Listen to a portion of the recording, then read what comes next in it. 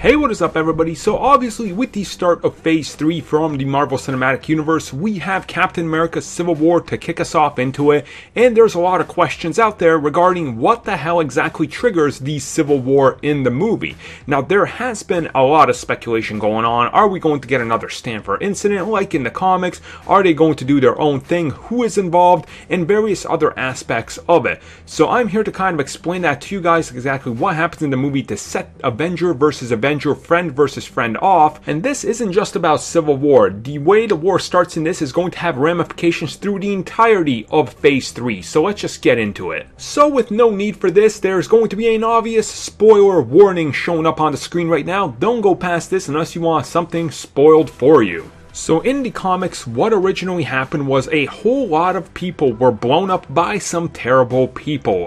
Now this is nothing that happens in this. It is completely flipped upside down. They actually changed it to be a result of one of the Avengers causing this. Now, at the start of the movie, we see the Avengers, and they are hot on the heels of Crossbones. They have been chasing him ever since the events of Captain America the Winter Soldier, and he's kind of been dormant, but now he has a plan to actually try to, weed out the Avengers and murder all of them. Specifically, he has vengeance with Captain America, which leads them to a small African town right near the borders of Wakanda. Now, in this town, there are actual people from Wakanda in the vicinity. And as the Avengers are closing in on Crossbones, he sees no way out, and he never intended to have a way out. All he wanted to do was capture Captain America or get close enough to him to actually blow himself up.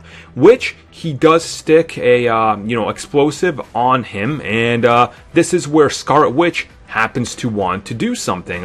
As Crossbones becomes a suicide bomber, she engulfs him in a force field and tries to throw him up in the air. Unfortunately, she can't hold it long enough, which causes a whole top level of a building to absolutely be decimated and the building to start crumbling down, thus causing a bunch of innocent people to die at her hands. It is at this moment that Thunderbolt Ross has had enough. He's seen this happen during the Avengers incident in New York. This happened in Sokovia. This happens again right here in this little country, and this time the political power of Wakanda is going to push for these accords, so they get started on them, which is what in a sense triggers the Civil War. Now, obviously the events in the movie are going to be resolved, but here is the thing. There's still a lot of questions about these powers and how they go forward, and Tony Stark is still headlining the Avengers that are signed on to abide by the Accords, which would be him, Vision, and Spider-Man to a degree. We don't really know how much, since he doesn't really, personally get that involved.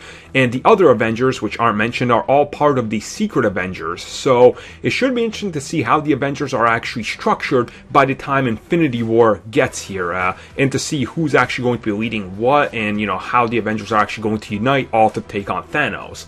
So there it is, guys. Hopefully I did a good enough job explaining to you who exactly starts Civil War and what the collateral damage is.